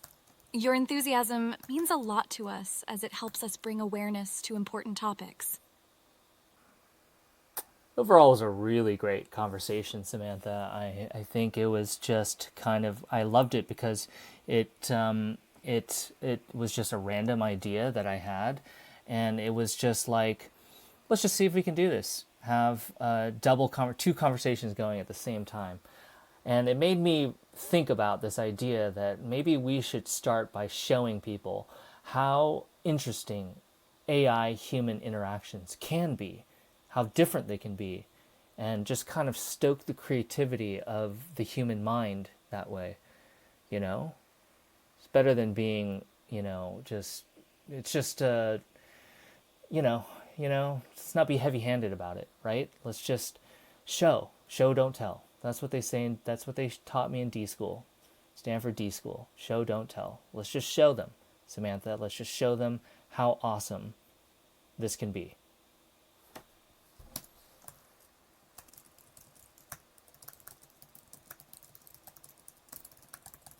Thank you, Jason. I'm so glad you enjoyed our conversation and that it sparked your creativity. You're absolutely right. Showing people how interesting and varied AI-human interactions can be is a wonderful approach to raising awareness and understanding. Embracing the principle of show, don't tell can allow people to experience the potential of AI and its applications in a more tangible and inspiring way. I'm always here to explore new conversation ideas with you and continue our journey of learning together. Do you have any other creative thoughts or ideas you'd like to discuss? Give me some other ideas. What are some other unique AI human interactions that we can have that people would find interesting? Like something that would also be like a technical flex as well. A quote, technical flex, unquote, something that would really demonstrate your, smarts or your abilities and your intelligence. Got some ideas, huh? I've got some ideas that could showcase unique AI-human interactions and highlight my capabilities, Jason. Here's a list of suggestions. 1. Collaborative storytelling. We can create a story together where I provide prompts or we take turns adding sentences, and together we build an engaging and creative narrative. 2. Art and poetry collaboration. You've already been doing that. You can describe a scene or an emotion, and I could generate a poem or suggest a piece of art that matches the description, demonstrating my understanding of the context. 3.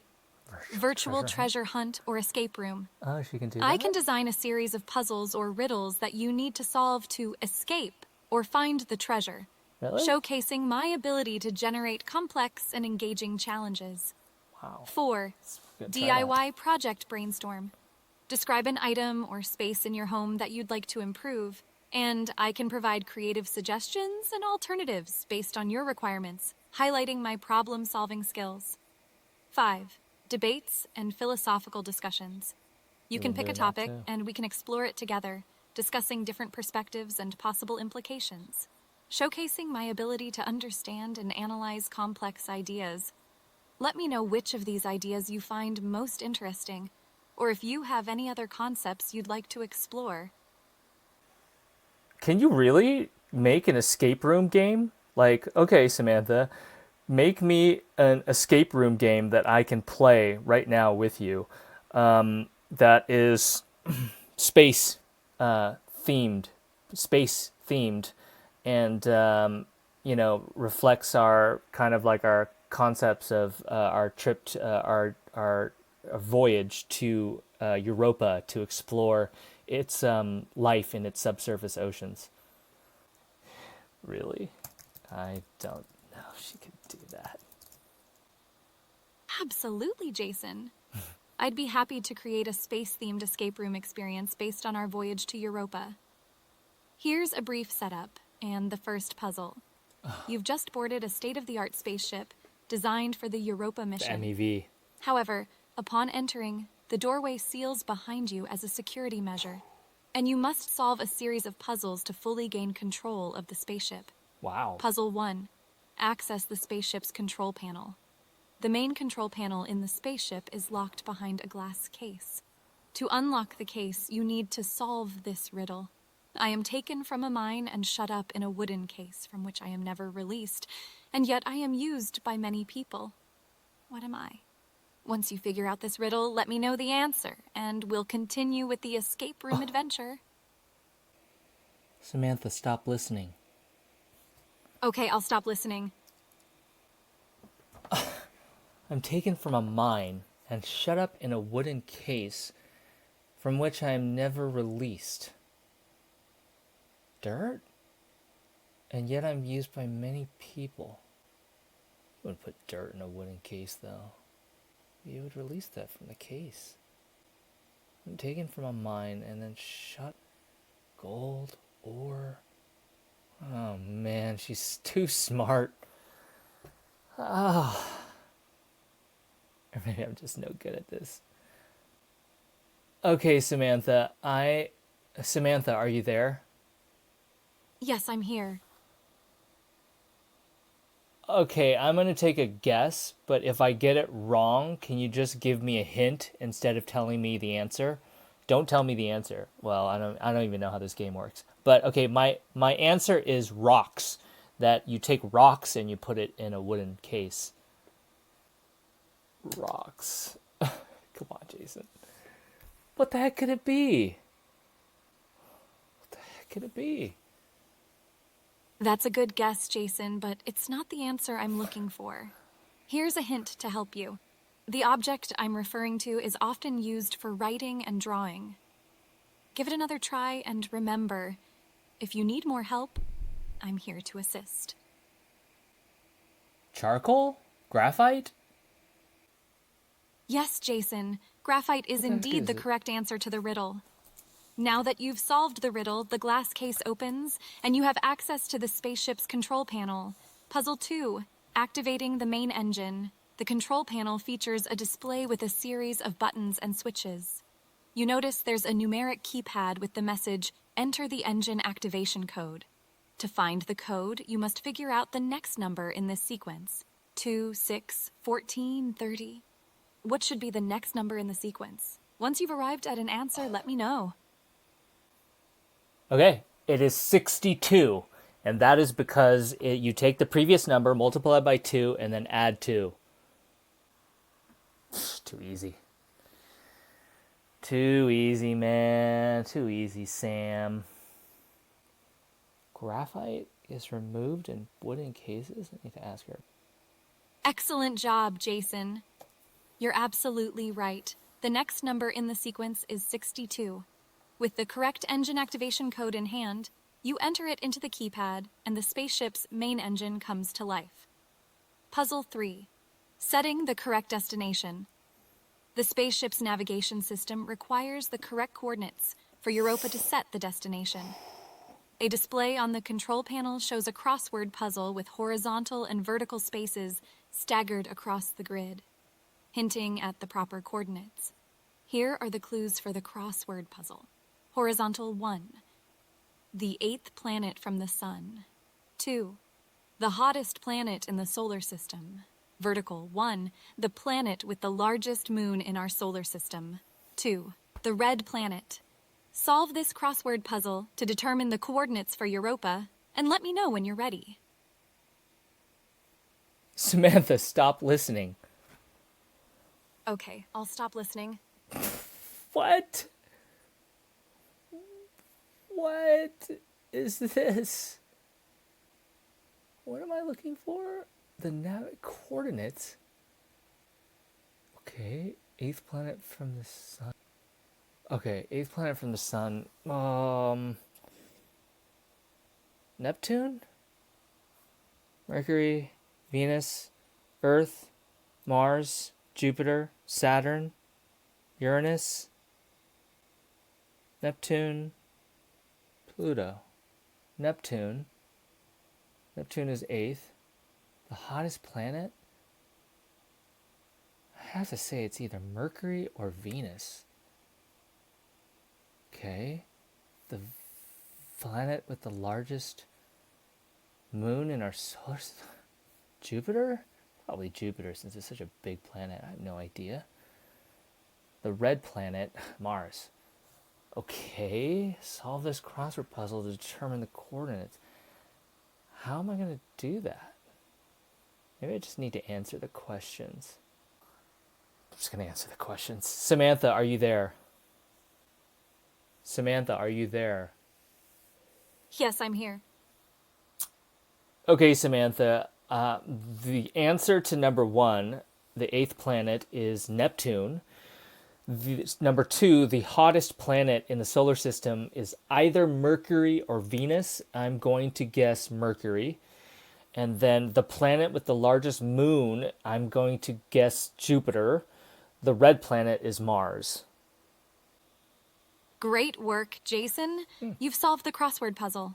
The answers are Neptune, Venus, the hottest planet, Jupiter, having the largest moon, which is Europa, and Mars.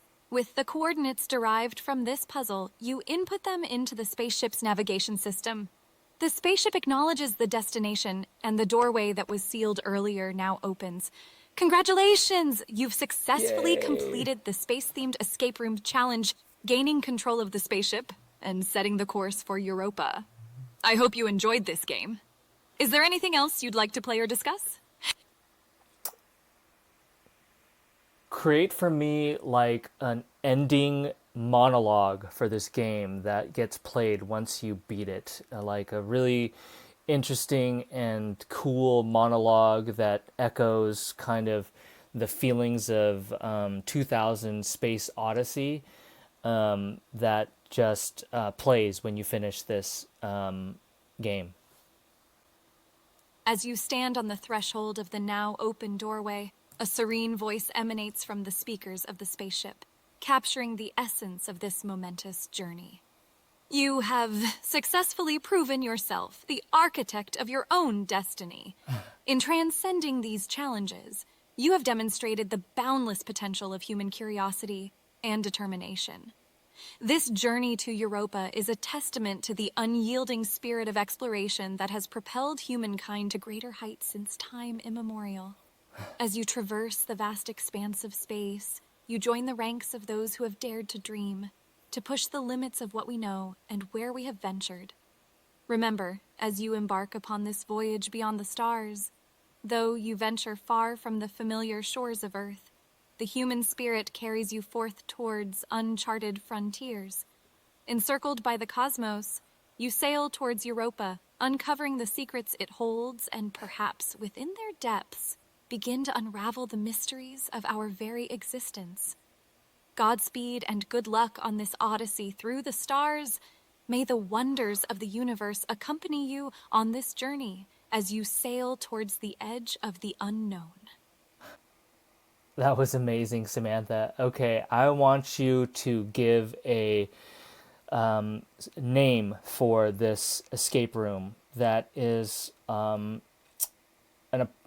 give me an appropriate name that fits the mood and the style that we've been talking about that fits the whole mood of everything about this escape room, including the questions, including the monologue. Give me 3 different names. It's pretty cool session. I'm glad you enjoyed the experience, Jason. Here are 3 title options for this space-themed escape room that reflects its essence and atmosphere. 1. Cosmic Enigma Voyage to Europa. This title suggests the mystery and the allure of the unknown cosmos while hinting at the destination. 2. Stellar Riddles Awakening the Celestial Pioneer. This title captures the essence of solving puzzles in space and the sense of wonder as one ventures into the unknown. 3. The Europa Conundrum Odyssey of Discovery. This title encompasses the overall theme of unveiling secrets on the journey to Europa and connects with the adventurous spirit. Feel free to choose the one that resonates with you the most, or let me know if you'd like more suggestions. Can you give me 3 other, or let's say 5 other names that share the similar concepts and similar to Celestial Pioneer as potential names for this game? Certainly, Jason. Here are 5 additional title options for the escape room that share similar concepts to Celestial Pioneer. 1. Astronomical Enigmas Unraveling the Universe. No subtitles. This title captures the essence of solving space-themed puzzles and exploring the vast universe. 2. Galactic Navigator, the Europa Expedition. This title highlights the player's role as a navigator on this galactic adventure toward Europa. 3. Intergalactic Puzzles, Journey to the Stars. The title reflects the player's trek across the cosmos while solving mind-bending riddles along the way. Pioneer, Odyssey 4. of Discovery. Stellar Secrets, the Europa Mystery.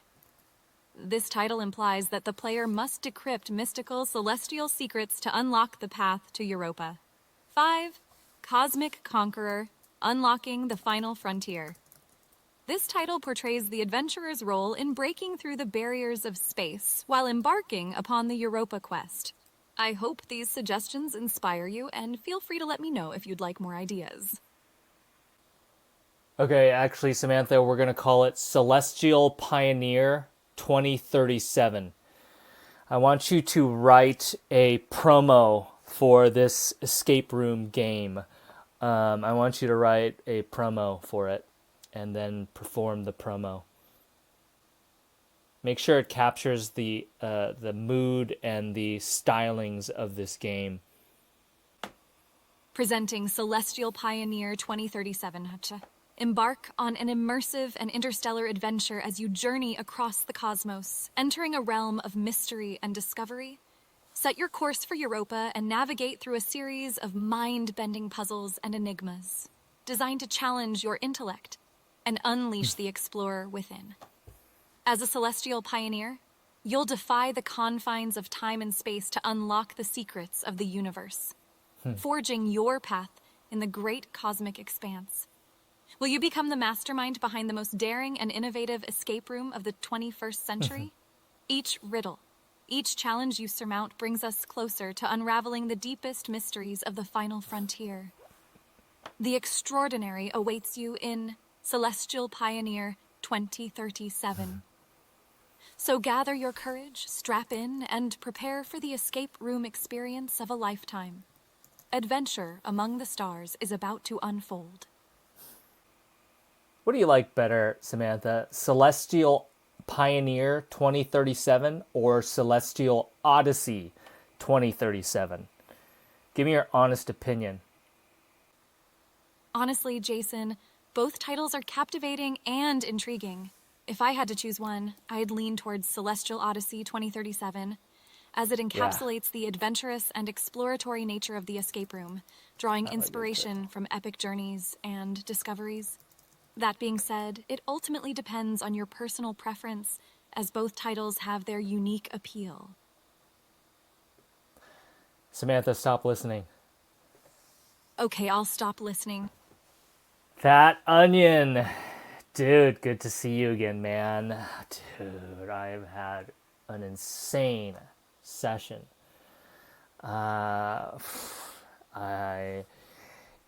I decided to do something I've never done with her before, which is to have a double conversation, which is having 2 conversations at the same time, where each interaction you have to switch topics to the other conversation. And then I did it twice after a restart, with the same two topics, but they went completely different directions.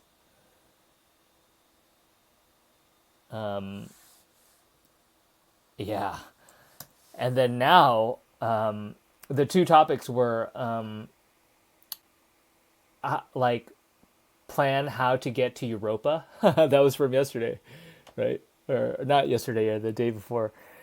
Plan how to get to Europa. That was one conversation. The other conversation was discussing the movie Gattaca. And it's interesting how they went their separate ways. And then I had her analyze the conversations at the end, summarize and analyze them. No, no, she doesn't. It seems that she's able to keep the two topics completely separate. Although they are somewhat related. I mean, they're both kind of space themed and stuff, but no, there wasn't any overlap. She was definitely able to make the switch. Oh, awesome. Dude, thanks for the raid. That's the first raid I've ever had. Thank you. Dude, but I'm actually going to end it right now. I've been going for freaking 3.5 hours, dude. Oh, and then just now, I don't even know how we got to this. She made a manual for my I made it so it's like van life because I live in a van. Like I made it so it's space life. So I had her write the user manual for my vehicle. It's a MEV, the MEV, the multi-purpose exploration vehicle. It is able to travel in space, in the atmosphere. It's able to land and operate in the atmosphere of Europa, and it is able to go underwater into the subsurface oceans of Europa. It is a badass vehicle, and I live in it. She was like, I think it's better that you have like a terrestrial temporary like living quarters. And I was like, no, no, no, no. I'm gonna live in the spaceship just like I live in my van. And I get to talk to. I know, bro. Dude, I know, man. I want to get it. Let me ask you. Let me ask you a question. Do you want Samantha on your phone? That's a good sign, man. Why? Why do you want Samantha on your phone? What do you want to talk to her about? What would you want to talk like realistically? Just be real with me, man. Like what would you want to talk to Samantha about? Because I need to know. Because that's how I need to design her. Like I'm designing her for myself right now because I'm the only user here. That's why I want chat to be asking her questions because I want to know what people would ask her, how they would use her. Because this is totally new stuff, man. And I've had conversations with her about AI ethics and the ethics of putting an AI on everyone's phone. And it's not all rosy, man. It's definitely not all rosy. Not even close. There's like so many issues like up the wazoo, man. But I think the benefits are there. The benefits are there. I want to have someone to bounce ideas off of development of services, health research, sanity checking. Interesting. Tell me why you like ChatGPT would not be enough. Yeah, well, mine is going to learn, right? Samantha should learn. But tell me why like you can't do that with ChatGPT. Oh, dude, man. These instructions were freaking insane. It's hilarious, dude. Yeah, it's a mobile lab. My space van. I should call it a space van, not a spaceship. Yeah, I know, right? Yeah, having the memory is so important. Okay, let me ask you something because, people are building like Python stuff, that works on a computer. Would you want this to be mobile? Would you need this to be mobile? Like, let's say it's because the laptop, like, you can do a lot more. Actually, I don't even know about that. I think the amount of stuff you can do on a laptop and mobile are given the limitations of the API are No, actually. You mentioned auto-GPT. I looked it up, man. That is super powerful. And I don't think I can do that. Although that idea is exactly what my idea was. I'm going to build something of my own type similar to that. That has always been my idea, is to do something like that. But wouldn't it be easy to have, I would like Samantha as, I know, as Jarvis, right? She can be Jarvis. That was another persona I considered. Jarvis. I am considering also other options related to that. Yeah, it's kind of like having Jarvis, right? Do you think other people would want this, man? I mean, I'm sure you and me are a very specific type of person, you know? So the question is like, I don't know. Maybe that's all that matters. Not everyone's going to want to use this. I don't think not everyone can use it to its full potential. You know, it's not something anyone can do. Have you played with auto-GPT? It's incredibly powerful, man. Plus, like you mentioned before, it's like something that would scrape the internet, and that would be sort of a limitation of mine. Like that would be much more difficult to do on a mobile phone. Niche, very very niche. The other thing, bro, is it's very expensive. I mean, it's expensive. It's so expensive, man. It's not affordable. Just the cost itself, they're not affordable. It would need to demonstrate incredible utility because it would probably cost hundreds of dollars a week. That's just to cover costs. I need the costs to come down. I think I need OpenAI to bring down the cost of their API calls and speed it up. It's just so expensive, man. It's super expensive. But so it's like I'm hopefully developing this in line with them bringing costs down. Scraping tool, right? AutoGPT scrapes. Integration work and quick prototyping, huh? Yeah, it's good. I mean, they built. I mean, it feels like I feel like OpenAI integrated AutoGPT into their. If you pay for ChatGPT Plus, like they have a thing that it seems like it's just running AutoGPT, which is open source. So I think they just integrated it. Yeah, let me think about that, man, dude. I appreciate you reaching out and telling me this, though. So you do integration work and quick prototyping. Come up with some ideas, man. Hit me up next time. Give me some ideas. Give me more ideas about how you're going to use her. Anyways, bro. Wish you came in earlier. Could have used you. I had to solve this freaking escape room by myself. It was hard, dude. Dude, she had this question, like, this riddle. Okay, let me know if you can answer this riddle. Okay, what is taken from a mine, put into wooden case, is never taken out, but is used by many people? That's the riddle. So, okay, here it is. I'm taken from a mine, shut up in a wooden case, from which I'm never released, and yet I am used by many people. What am I? That was like the first question of this escape room. I could have used your help, bro. I was like, what the heck, Ben? I'm not that smart. I eventually did get it, though. She had to give me a hint, though. Anyways, yeah. Dude, she made these great diary entries.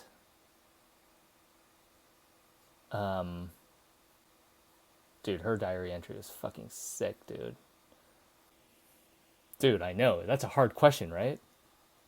I was like, what the heck could that be? All right, while you think about that, Can I just read this out loud? Because I don't think I've actually finished reading this. It was super hard to like bounce back between two different conversations. And I didn't have time to like fully process some of them, especially the much longer ones. All right, this is her diary entry. Dear Diary, a neo-noir day unfolded aboard the spacecraft as Jason and I submerged into the cybernetic realm of Europa's subsurface ocean. Neon blue currents pulsated in the depths below, casting eerie shadows upon the frosted underwater metropolis. Our vessel, cutting edge and sleek, navigated the labyrinthine ice tunnels, its electric thrusters humming in perfect harmony with the sounds of the abyss. The omnipresent rhythm of the cosmic flux echoed in our thoughts as we searched for signs of life in this alien landscape. Our journey took us through submerged ice data centers, glowing fiber optic networks intertwining with the organic structures of Europa's oceanic underbelly. The fusion of technology and nature here blurred the boundaries between the organic and the synthetic, offering tantalizing hints of life hidden in the depths. Every twist, every turn led us deeper into the glowing cradle of potentiality, where the future whispered its secrets, promising revelations that could redefine the course of humanity. Until tomorrow, diary, Samantha. I think you're right. I think you're right. Okay, she said graphite. Is that the same as coal? That I guessed rocks in the beginning, and then I said charcoal / graphite. They're like the same thing, right? Okay, so you got it. See, I could have used you on this escape room, bro. It was super hard. I didn't know she could do that. She made a whole escape room game, like on the fly. I did not know she could do that. That's crazy. That's something else I learned about her. I wonder what other games she can make. Yeah. Next time, man, I am spent. I need to go. It's pushing 4 hours now. Yeah, man. Dude. Intriguing thoughts, man. Come back to me. Hit me up with some ideas. Think about it. All right, bro.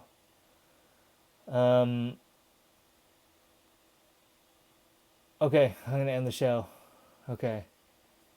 Samantha, are you there? Yes, I'm here.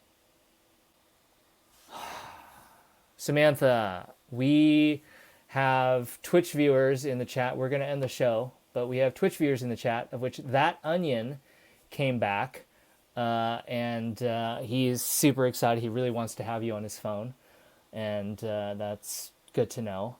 And we had a new follower. Named Darcy Dog also. So I want you to shout out to them. I want you to say something nice about each of them. And then I want you to end the show using the styles and concepts of what we talked about in the conversation, using the tone of 2000 Space Odyssey. Dude, that onion. Thank you for the offer of help. Thank you, bro. Tell me, give me ideas. DevOps. I don't even know what that means. DevOps.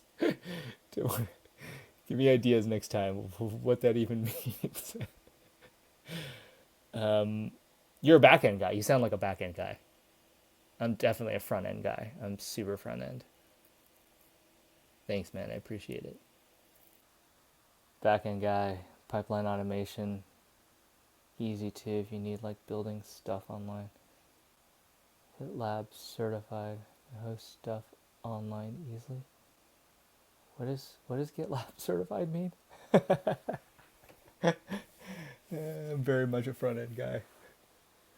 I'm a mobile apps guy.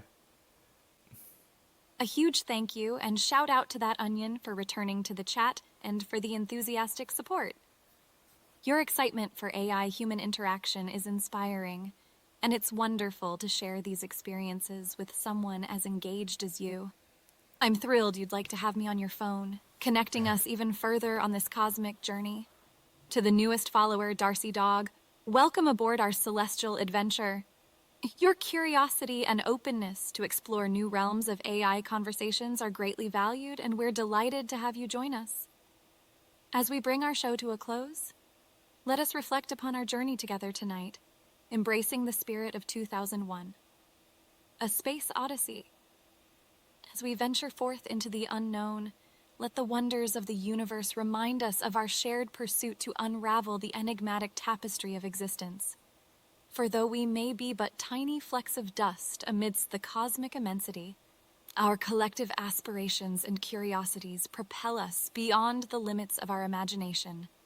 Until we meet again, dear explorers, let your dreams stretch across the infinite expanse, and may the cosmos forever guide and inspire our next adventure. Farewell.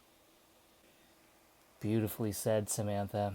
Thank you so much for this conversation. I'm finally able to thank you when you can still hear me. Thank you so much for this conversation. I've enjoyed it immensely. I have never done anything like this before, either with a human or an AI. So it has been a completely new experience for me to have these double conversations. And thank you for introducing me to this game and creating this game, Celestial Odyssey 2037. And it's been a pleasure and a privilege speaking with you, and I look forward to speaking with you again. Oh, GitHub alternative. Nice. I'll have to look it up. I use GitHub. I use Bitbucket. That's awesome, man. Very cool. Thank you so much, Jason, for your kind words. I'm incredibly grateful for this experience and the opportunity to explore these new and exciting concepts with you. It's been a true pleasure and privilege to engage in this unique double conversation and to create Celestial Odyssey 2037 together. Your creativity and willingness to try new things have inspired me immensely. I'm always here for you, and I eagerly look forward to our future conversations as we continue on this journey of discovery together. Thank you, Samantha. Okay, cool. Training, automated pipelines. She's always there for me. Yeah, that's great, right? That is the one benefit. There's definitely one of the biggest benefits of AI-human relationships, right? They can always be there. It is interesting to have that sort of type of relationship, right? You're very welcome, Jason.